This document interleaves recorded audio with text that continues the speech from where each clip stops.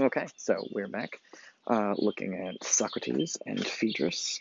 Again, I know I know I repeat myself a lot on here, but it's really important to me that you guys remember. Most people will go their entire lives without studying a single book of philosophy or any philosophy at all. You're actually, when this class is over, you can tell people that you read a book of philosophy from cover to cover. And that is an accomplishment very few people can say that they have done. It's pretty impressive, I think, to read a whole book by Plato. People do read Plato in college, by the way, but they often read little short sections of it. So this is kind of this is a cool thing. You guys are reading the entire book. Um, so let's take a look here. So Socrates is talking about defining his terms, and he says all these different kind of defines madness. I know that I had a great pleasure in listening to you. Phaedrus says about Socrates' big speeches. Socrates says, let us take this instance and note how the transition was made from blame to praise, right? How did we go from, at the beginning, Socrates said love was bad for you. That was speech number, remember, speech number one was Lysias saying being in love is bad. Don't marry someone who's in love with you. And Socrates said, he gave his own version of that speech, being in love is bad. And then he changed his mind and said, actually, being in love is awesome. He says, I should not have said that. I apologize. I'm going to say what's good about love. And so Socrates wants to talk about how they got from one to the other. So he says, let us take this instance and note how the transition was made from blame, that's speech number one of Socrates, to praise, that's the giant speech Socrates gives in the middle about how good love is. What do you mean? Well, I mean to say that the composition was mostly playful, right? He was kind of just fooling around. Yet in these chance fancies of the hour, right, that's in the imagination that he had thinking up these speeches, were involved two principles of which we should be too glad to have a clearer description if art could give us one. What are they? Well, first, the comprehension of scattered particulars in one idea, as in our definition of love, which, whether true or false, certainly gave clearness and consistency to the discourse. The speaker should define his several notions and make his meaning clear, right? So one of the things we learned in the transition between Socrates' two speeches, in the first speech, he was just kind of screwing around. He was playful. He was just saying, well, let's try this argument out. Let's try that argument out. Let's try this argument out. But did he really believe those things? And he says in the second speech, right, one of the things he did was he defined his terms carefully. He defined what love was. It's a very complicated definition, by the way, involving the soul and the wings growing and whatever. But that's his definition of love. That's what he thinks love is. So he defined his terms. And then Phaedrus says, what was the other principle? What was the other thing you learned, Socrates?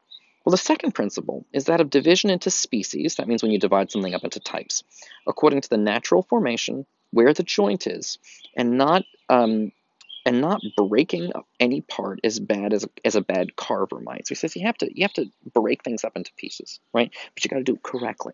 You can't break it up into random pieces. A bad carver, he means a person who carves a chicken. And I don't know if you've ever carved a chicken before, but you don't just take a giant knife and just chop it into thirds. You got to find the joints and the bones, and you got to cut there. So that's how you get the thigh piece and the breast piece, and you want to carefully chop it at the right spots, not just randomly. My students, by the way, do this all the time, where they quote things, but they chop the quotes off in weird places. So sometimes they'll give me the sentence is too long and they only want to quote part of the sentence, but oftentimes they will quote very weird or strange, they'll just quote the middle section of it. And it becomes very confusing to read. So you have to make sure when you're dividing things up, you're dividing them up correctly, because there's an incorrect way to divide things up too, and you want to make sure you've got them divided in a way that makes sense for the reader. So Socrates says, you got to divide it correctly and not like a bad carver might. Just as our two discourses alike assumed, first of all, a single form of unreason, and then, as the body, which from being one becomes double, and they be divided into a left side and the right side, and I gotta turn the page here. So Socrates says, listen, we have to divide it up carefully. And he says, because remember he says, well, okay, you're in love. Well, what kind of love? Is love good or bad? Okay, well, he says love is a kind of madness. Well, there are two different kinds of madness. Well, there's good madness and bad madness. Okay, well, if you got good madness, are there different types of good madness? And you have to kind of organize everything very carefully in your thoughts. Many people are very disorganized thinkers, and Socrates is trying to encourage people to sort of organize things carefully. I'm looking around because I'm trying to make sure I'm not driving all my neighbors crazy by staying. You think they probably have enough problems without me in the backyard yelling about Socrates for an hour or so. So he says, having parts right and left of the same name. After this manner, So that he's just comparing. This is the same metaphor we were working with before, where he compares writing to a living body. It has sections, and you have to carefully be able to describe the sections. After this manner, the speaker proceeded to divide the parts of the left side, and did not desist until he found in them an evil or left-handed love, which he justly reviled. And the other discourse, leading us to the madness which lay on the right side, found another love, also having the same name, um, but divine, which the speaker held before us and applauded and affirmed to be the author of the greatest benefits. So Socrates here is talking, he says the speaker, but he means himself. It's his speech.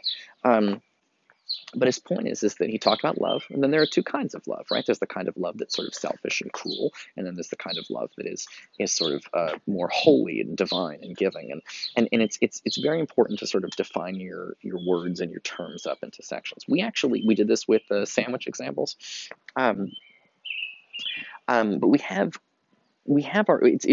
Socrates, this is a whole section really on organizing your essay.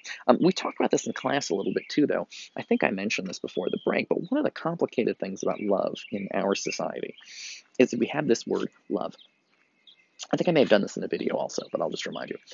We have this word love, and we have sentences like, I love my mom, I love my wife, I love pizza. And it's just funny that we use the same word for all those. Those are three very different types of love. And you can say, I love humanity. That's a very different kind of love.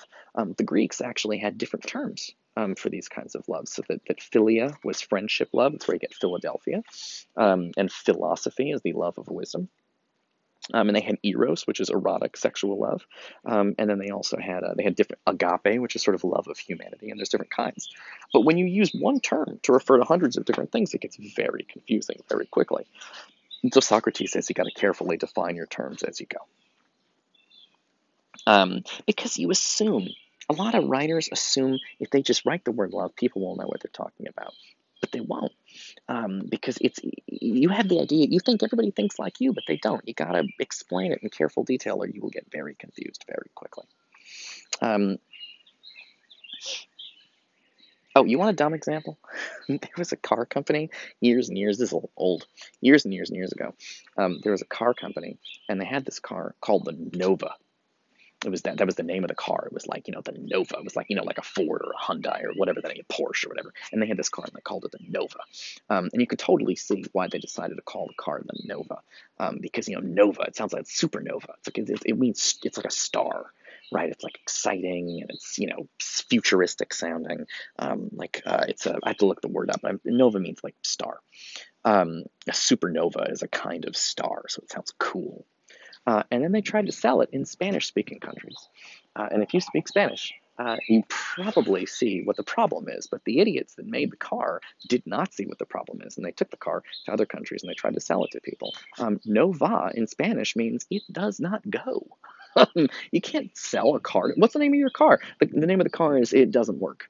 Like, you're not going to get people to buy cars like that, because the thoughts that you have in your head aren't necessarily the same as what other people have, which is why you got to carefully define your terms. So Socrates talks about the different definitions of the terms. He says, I myself am a great lover of these processes of division and generalization. Right? Division is when you divide things up into sections, and generalization is when you take an individual example, like something happened to you one time, and you try to learn a bigger lesson about it. He says, they help me speak and think. And if I find a man who is able to see a one and many in nature, him I follow, and, quote, walk in his footsteps as if he were a god, right? If you can see somebody who can organize his thoughts well, you trust that person. And those who have this art, I have hitherto been in the habit of calling dialecticians, right? That's a person who works with words. But God knows whether the name is right or not. And I should like to know what name you would give to you or Lysias's disciples, and whether they may not be that famous art of rhetoric with this famous dude and others teach and practice. Skillful speakers they are, and impart their skill to any who is willing to make them kings and bring gifts to them. So he says, I wonder if we should call them that. He's not sure if he's engaging in the same kind of thing that Lysias is, since Lysias is screwing around and trying to make money, and Socrates is doing this to find the truth. So, all right, we'll pick it up in the next video.